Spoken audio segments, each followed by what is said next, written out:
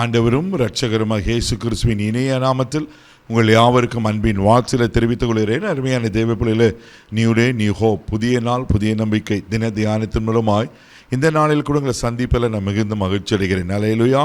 இன்றைக்கு கூட கர்த்தர் நமக்கு கொடுக்கிற வார்த்தை என்ன? 1 ராஜாக்களின் புஸ்தகம் 6ஆம் அதிகாரம் 13வது வசனம் கூட வாசிக்க கேட்போம். இஸ்ரவேல் புத்திரர் நடுவிலே வாசம் பண்ணி என் ஜனமாகிய இஸ்ரவேலை கைவிடாதிருப்பேன் என்றார். ஹல்லேலூயா. என்ன அழகா இருக்கு பாருங்க. இஸ்ரவேல் புத்திரர் நடுவே வாசம் பண்ணி என் ஜனமாகிய இஸ்ரவேலை கைவிடாதிருப்பேன். ஹல்லேலூயா. ஆண்டவர் சொல்றாரு, என் ஜனமாகிய இஸ்ரவேலை நான் கைவிடாதிருப்பேன். ஆண்டவர் நம்மளை கைவிட்டா நம்ம நிலைமை என்ன ஆகுறது யோசித்து பாருங்க தேவ பிள்ளைல. ஆமென். நம்ம ஆண்டவர் எப்படிப்பட்டது தெரியுமா? நான் ஒரு நாள் கைவிடாத தேவன், ஒருபோதும் கைவிடாத தேவன். உலகம் கைவிட்டுறோம், உறவுகள் கைவிட்டுறோம், ஆமென், அப்பா அம்மா கைவிட்டுருவாங்க, பிள்ளைங்க கைவிட்டுருவாங்க, நம்பின நண்பர்கள் கைவிட்டுருவாங்க. எல்லாரும் கைவிட்டாலும் கைவிடாத ஒரு தேவன் இருக்கிறார். தேவ பிள்ளைல இங்கே சொல்லப்பட்டிருக்கு, இஸ்ரவேல் புத்திரர் நடுவே வாசம் பண்ணி அவர் நமக்குள்ள வாசம் பண்ணார். ஆமே, அவர் நம்மோடு இருக்கிறத அதிகமாய் வாஞ்சிக்கிறார். நம்மோடு இருக்கிறத நமக்குள்ள வாசம் பண்ணுகிறத அவர் விரும்புகிறார். அதனால தான் நான் அவங்களோடு வாசம் பண்ணி அவரை நான் கைவிட மாட்டேன்.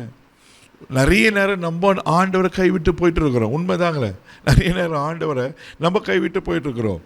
ஒரு சுயநலமாக பாவம் செய்யும்போது, ஆமென், ஆண்டவருக்கு பிரியமில்லாக காரிச்சும் போது ஆண்டவர் துக்கப்படுத்திட்டு போயிடுறோம். ஆனால் நமக்குள் வாசம் பண்ணுகிறவர் ஒரு நாள் நம்மளை விட்டு விலகாத தேவன். அல்லேலூயா. வேதத்தில் வாசிக்கிற ஏசாயா தீர்க்கதரிசன புஸ்தகம் 41ஆம் அதிகாரம் 17வது வசனம் வாசிக்கும் போது இப்படியா சொல்லப்பட்டிருக்கு, வாசிக்க கேட்போம்.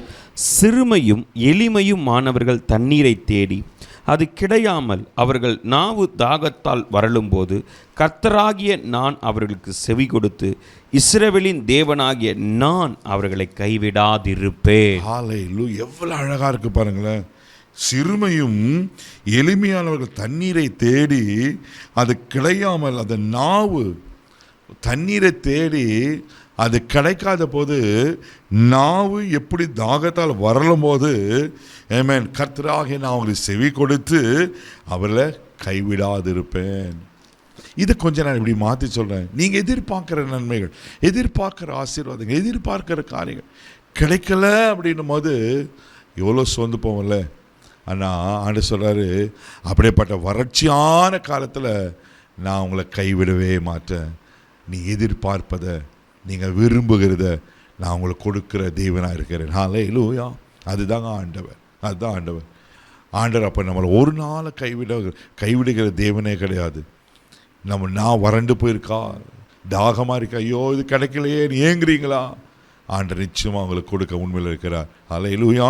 சங்கீதரின் புஸ்தகம் 37ஆம் சங்கீதம் 28வது வசனம் வாசிக்கும் போது சங்கீதக்காரன் இப்படியா சொல்லுகிறார், வாசிக்க கேட்போம். கர்த்தர் நியாயத்தை விரும்புகிறவர், அவர் தமது பரிசுத்தவான்களை கைவிடுவது இல்லை, அவர்கள் என்றென்றைக்கும் காக்கப்படுவார்கள், துன்மார்க்கருடைய சன்னதியோ அறுப்புண்டு போகும். பாருங்க, அவர் பரிசுத்தவான்களை கைவிடுகிறதில்லை, என்றென்றைக்கும் காக்கப்படுவார்களாம். அப்போது ஆண்டவர் என்னோட கூட இருக்கணும், அவரை கைவிடாத இருக்கணும்னா ஒன்னே ஒன்று தான், நான் பரிசுத்தமாய் வாழும்போது ஆண்டவர் கைவிட மாட்டார், என்றென்றைக்கே கைவிட மாட்டார். எவ்வளோ அழகாக இருக்குல்ல தேவ பிள்ளையில. அவர்களை கைவிட மாட்டார். ஏன்னா அவர் உங்களுக்குள்ள வாசம் பண்ணுகிற தேவனாக இருக்கிறார். கண்களை மூடி நாம் ஜெபிக்கலாம். தகப்பனே, உமக்கு நன்றி சொல்லும், துதிக்கிறோம், ஸ்தோத்திரப்பா. கைவிடாதவரே, எங்களுக்குள்ள வாசம் பண்ணுகிறவரே, உமக்கு நன்றி சொல்கிறப்பா. எவ்வளோ கடினமான சூழ்நிலைகள் வந்தாலும், எல்லாரும் எங்களை கைவிட்டாலும், ஆண்டவரே நீர் எங்களை கைவிடாத தேவன்.